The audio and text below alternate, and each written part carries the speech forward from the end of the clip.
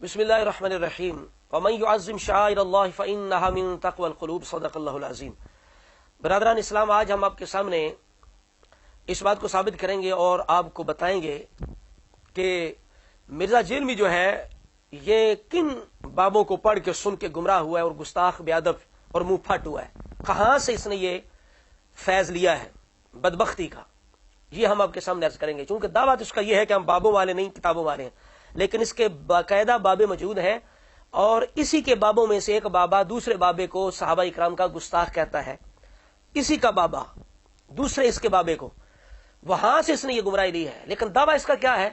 کہ جس دعوے کو، اس کے دعوے کو سن کے کئی بدبخت اور بیوقوف قسم کے لوگ جو ہیں گمراہ ہو چکے ہیں۔ جی ہمارا جو مرزا ہے اس کا یہ دعویٰ ہے کہ ہم کتابوں والے ہیں، بابوں والے۔ حقیقت یہ ہے کہ یہ کتابوں والا نہیں، اصل میں یہ بابوں والا ہے،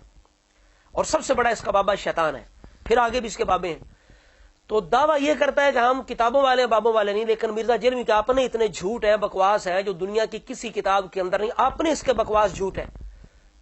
لیکن اس کو چاہنے والے پھر بھی ایسے بیوقوف ہے کہ اس کے وہ جھوٹ اور بکواس سن کے بھی پھر بھی یہ دعویٰ کرتے ہیں اور یہ نعرہ لگاتے ہیں، اور پھر یقین رکھتے ہیں کہ ہمارا مرزا جیلمی اور ہم جو ہیں ہم کتابوں والے بابوں والے نہیں۔ تو میں آپ کے سامنے اس کے وہ بابے پیش کروں گا جہاں سے یہ بے ادب گستاخ اور صحابہ کی گستاخی سے ملی، اور یہ خود چونکہ بدبخت اپنی زبان سے کہتا ہے کہ ہم صحابہ کی غلطیاں نکالیں گے، ہم صحابہ کی غلطیاں نکالیں گے، ہم حضرت عمر بن عاص کی غلطیاں نکالیں گے، مغیرہ بن شعبہ کی غلطیاں نکالیں گے، ہم حضرت معاویہ کی غلطیاں نکالیں گے۔ میں معاویہ بن ابی سفیان، مغیرہ بن شعبہ، عمر بن عاص، بسر بن ارطاح رضی اللہ عنہم اجمعین کو اس حوالے سے صرف عزت کرتا ہوں کہ وہ اصحاب ہیں، باقی جو ان کے اعمال ہیں وہ اللہ کو خود جواب دہ ہے۔ میں لعنت کا قائل نہیں ہوں، لیکن ڈنکے کی چوٹ میں بخاری و مسلم کے حدیث کی روشنی میں ان کی غلطیاں بیان کرتا ہوں۔ لیکن بدبخت یہاں تک نہیں رکا، اس نے مولا علی کی بھی معاذ اللہ غلطی نکالی ہے، نعوذ باللہ۔ جب نبی علیہ السلام نے حضرت علی سے کہا تھا کہ میرا نام مٹا دو صلح حدیبیہ کے موقع پر، تو انہوں نے کہا کہ میں نہیں مٹاؤں گا محمد رسول، اگر حکم کو ادب پہ فوقیت دی جائے تو انہوں نے غلط کیا، اگر حکم کو ادب پہ فوقیت دی جائے تو انہوں نے غلط کیا۔ اسی طرح کر کے حضرت امام حسن پر بھی یہ برسا ہے، ان کی بھی توہین گستاخی کی ہے، حضرت طلحہ زبیر عائشہ صدیقہ کی بھی اس نے گستاخی کی ہے۔ تو صرف اس کی جو گستاخی ہے اور غلطیاں نکالنا، کیڑے نکالنا، صرف حضرت معاویہ، مغیرہ بن شعبہ اور عمر بن عاص تک محدود نہیں رہا۔ اور اس کا جو بابا ہے اس نے کتاب جو لکھی تھی اس کے اندر اس نے مقصد تو اس کا یہ تھا معاذ اللہ حضرت امیر معاویہ کی توہین کرنا، لیکن بڑھتا گیا تو آگے عثمان غنی پر بھی اس نے الزام لگایا اور مولا علی کو بھی اس نے غلط کہا، اس کے بابے نے، جیلمی کے بابے نے، جس کو یہ سن کے کتابیں پڑھ کے یہاں تک یہ اس منزل پر، جہنم کی اس منزل اور رستے پر پہنچا ہے۔ اب کہتا یہ کیا ہے؟ کہتا میں کٹڑ بریلوی تھا اور سنا کے تھا، یعنی پڑھا ہوا نہیں تھا۔ کیونکہ ہم کٹر بریلوی خاندان میں پیدا ہوئے، ہم سے کوئی پوچھتا بھی تھا نا ڈاکٹر سرار صاحب کے بارے میں تو ہم کہتے تھے وہ نعوذ باللہ ایک مودودی تھا اور یہ اسی کا ایک گمراہ شاگرد۔ نہ ان کی شکل دیکھی ہوئی، نہ ان کی کوئی ویڈیو دیکھی ہوئی، نہ کوئی کتاب پڑھی ہوئی، کچھ نہیں پتا، بس صرف سنا کے سننی، یعنی ٹننی، پڑھ کے سننی نہیں۔ لیکن آج میں اس کے ایک بابے ڈاکٹر اسرار کی زبان سے بتاؤں گا کہ اس کا دوسرا بابا مودودی واقعی گمراہ ہے اور صحابہ کی گستاخی اس کے اندر پائی جاتی ہے۔ تو پھر تو مرزے کو چاہنے والوں کو ماننا چاہیے کہ جب ایک اس کا بابا دوسرے کے بارے میں گواہی دے کہ دوسرا گستاخ بے ادب ہے، تو پھر مرزا کس زبان سے کہہ سکتا ہے کہ یہ سنی پڑے ہوئے نہیں ہوتے، یہ ایسے ہی کہہ دیتے ہیں یہ گمراہ ہے، ٹھیک ہے؟ اور یہ کیسے کہہ سکتا ہے کہ ہم بابوں والے نہیں ہیں، اور یہ کیسے کہہ سکتا ہے کہ ہم کتابوں والے، کتابیں پڑھ کے ہم یہ باتیں کرتے ہیں؟ لیکن حقیقت یہ ہے کہ یہ کتابوں سے زیادہ بابوں کی تقلید کرتا ہے، بابے بھی وہ جو گمراہ، جس طرح ایک اسحاق جھلوی ہے جس نے معاذ اللہ حضرت مولا علی شیر خدا کے قاتل کو مجتہد کہتا ہے کہ اس کی غلط فہمی ہوگی، اس کا اجتہاد تھا، نعوذ باللہ استغفر اللہ، بندہ نیک تھا بس غلط فہمی ہو گئی، حضرت علی کو شہید کر دیا، اس کا اجتہاد تھا، نعوذ باللہ۔ یہ ہے اس کے بابے۔ فجر پڑھنے واسطے گئے، دروازے داخل ہوئے، عبد الرحمان کی ڈانا چنگا، عبد الرحمان ابن ملجم، اور وہ بھی ساری امت مندی ہے، دھوکھے کی گل نہیں، اصل وہ اجتہاد کی کام ایسا ہی گل دے، قاتل ضرور ہے مگر اجتہاد نہ معاویہ نہ کہے نہ کوئی اجتہاد نہیں، جان بوجھ کے سب کچھ کرنے چلا وہ دا اجتہاد، بندہ نیک سی، ذکر کرنے والا سی، اللہ اللہ کرنے والا سی، مگر مغالطے کا شکار۔ یہ ہے مرزا جیلمی کے بابے جن کا فیض اس تک پہنچا، اور آج معاذ اللہ کوئی بھی نبی علیہ الصلوۃ والسلام، انبیاء، اولیاء، اسلاف، اہل بیت، صحابہ اکرام بھی اس بدبخت کی، اس ناجائز پیداوار کی زبان سے محفوظ نہیں ہے۔ اور میری زندگی میں ہدایت کا سبب بننے والے لوگوں میں ڈاکٹر سرار صاحب بھی ٹاپ آف دا لسٹ ان 5 لوگوں میں شامل ہیں۔ غلام سعود سعیدی صاحب، پیر نصیر الدین نصیر صاحب، شیخ زبیر علی زئی صاحب، مولانا اسحاق صاحب اور ڈاکٹر اسرار صاحب۔ اس لیے ہم کہتے ہیں کہ فرقہ بنانا ہو کوئی کام نہیں، اپنی مشہوری کرنی ہو کوئی کام نہیں، بس شوشہ چھوڑ دو، بکواس بازی شروع کر دو، انوکھا سا کام شروع کر دو تو مشہور ہو جاؤ گے۔ تو یہ مرزے نے طریقہ اختیار کیا ہے۔ اب اس کا جو پہلا بابا ہے ڈاکٹر اسرار، اس کے بارے میں ہم ایک آپ کو کلپ اس کا سنا دیتے ہیں، جس میں اس کا جو طرز استدلال ہے وہ کتنا جہلانہ ہے، کتنا ظالمانہ ہے، کہ وہ ایک حدیث پاک مسلم شریف کی شرح کرتے ہوئے کہتا ہے کہ نبی علیہ السلام نے فرمایا کچھ لوگ ہوں گے وہ نئی نئی بدعات جاری کریں گے تو ان کے ساتھ جو ہاتھ سے جہاد کرے گا وہ مومن ہوگا۔ اب یہ حدیث بیان کر رہا ہے ڈاکٹر اسرار، اور آگے اس کو بدعات کیا نظر آئی ہیں پوری دنیا میں، آگے مثال کیا دیتا ہے، کہتا ہے یہ عرس آ گئے ہیں، یہ عید میلاد النبی آ گئی ہے۔ یہ وہ کہتے وہ تھے جو کرتے نہیں تھے، اور کرتے وہ تھے جس کا حکم ہی نہیں ہوا۔ عرس منائے جا رہے ہیں، یہ کوئی اللہ کے رسول کا حکم ہے؟ کیا رسول کے صحابہ کا عمل ہے؟ کیا حضور کا عرس منایا گیا؟ عید میلاد النبی ایک نئی عید ہو گئی ہے، کیا ایسا حکم دیا محمد رسول اللہ نے؟ اب جب ایسی صورت پیدا ہو جائے تو کیا کریں؟ فمن جاہدہم بیدہ فہو مومن، تو جو مسلمان بھی ان کے خلاف جہاد کرے گا اپنے ہاتھ سے اپنی طاقت سے وہ مومن ہوگا، تو جو مسلمان بھی ان کے خلاف جہاد کرے گا اپنے ہاتھ سے اپنی طاقت سے وہ مومن ہوگا۔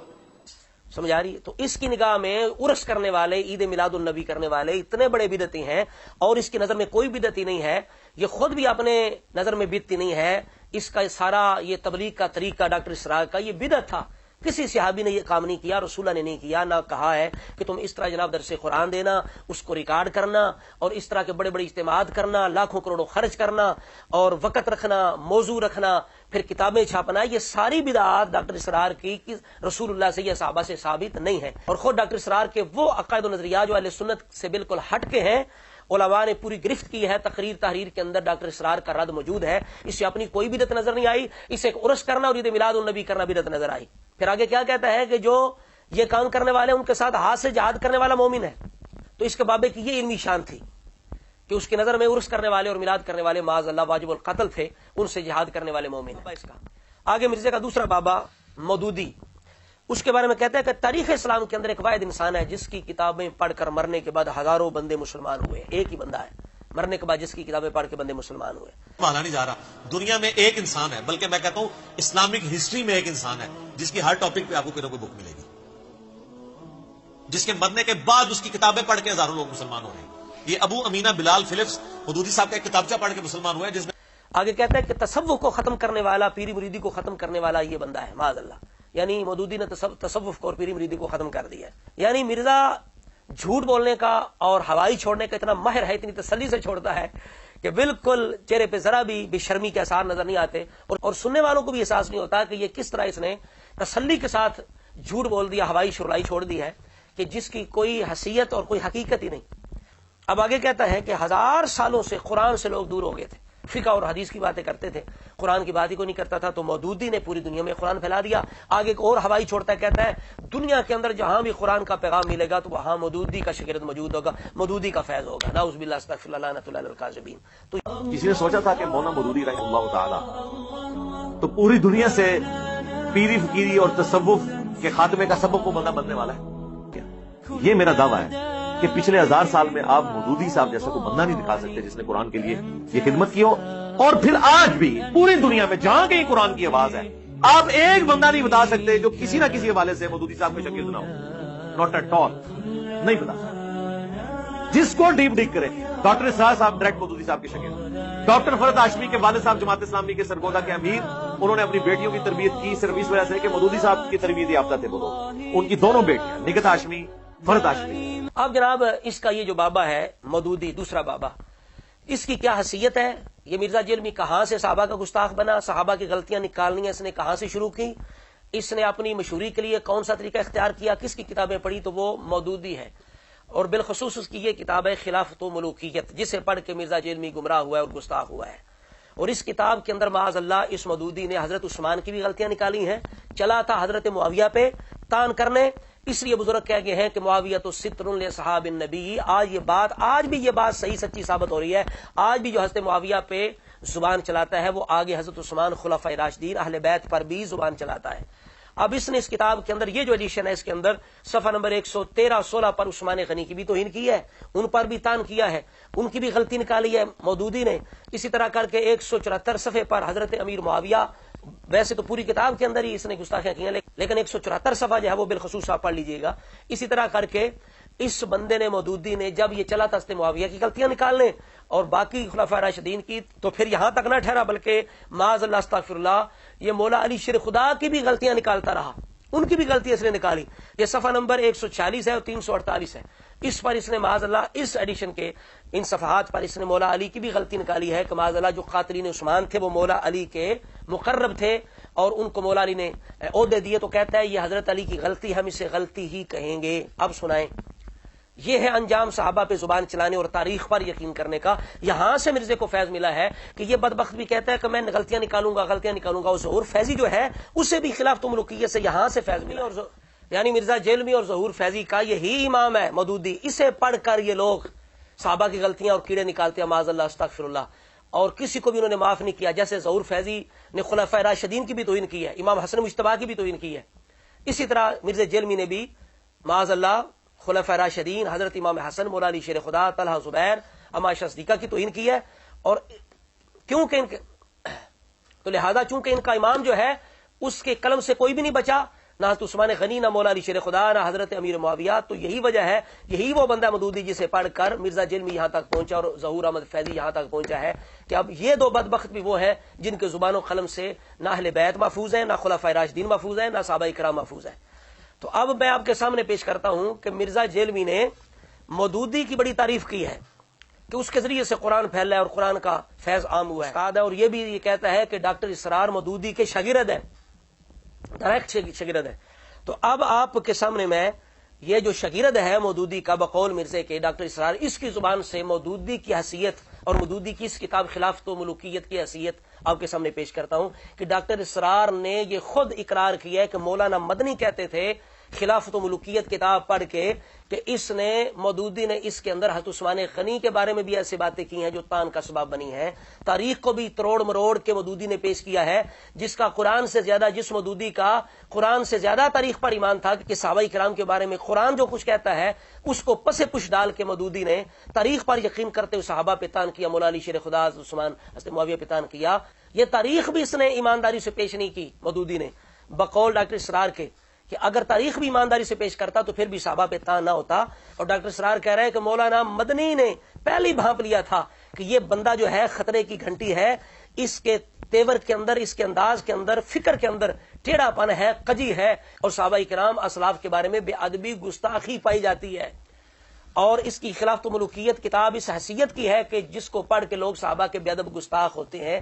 بقول ڈاکٹر اسرار کے مودودی اور مودودی کی اس کتاب کی یہ حیثیت ہے، خود آپ سماعت کریں. اسی میں مجھے یاد آیا ہے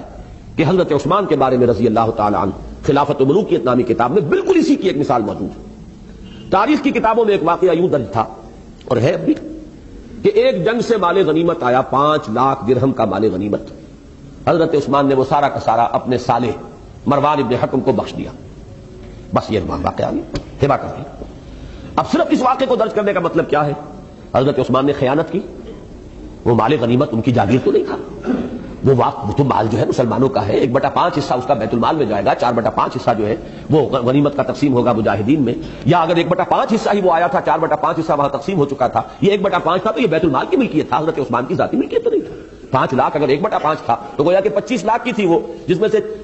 20 لاکھ وہاں تقسیم ہو چکا، 5 لاکھ آیا تو یہ بیت المال کی ملکیت ہے. یہ اپنے کسی رشتہ دار کو، اور رشتہ داروں میں بھی جو سالہ ہو، سالار جنگ جو ویسے بھی ایک بدنام رشتہ ہے دنیا میں، آج بھی اس کے ساتھ جو ہے طرح طرح کی نسبتیں ہیں، اس کو بخش دیا تو معلوم ہوا کہ وہ تو گویا کہ اس روایت ہی کو سامنے رکھا جائے تو وہ تو ایک عام انسان کی سطح پر آ گیا، عام دنیا دار انسان ہے. کون؟ ذو النورین خلیفہ ثالث چوٹی کے صحابہ میں سے. اب یہ واقعہ انہوں نے دلیل یہ دے دی کہ صاحب یہ تو کتابوں میں نے کوئی اپنے گھر سے تو نہیں گھڑا ہے، یہ تو تاریخ کی کتابوں میں واقعہ. لیکن اگر یہ بات بھی سامنے ہو کہ انہی تاریخ کی کتابوں میں اس واقعے کی روایت یہ بھی موجود ہے تفصیل سے. تفصیل کیا ہے اس واقعے کی؟ کہ جب وہ مال غنیمت آیا،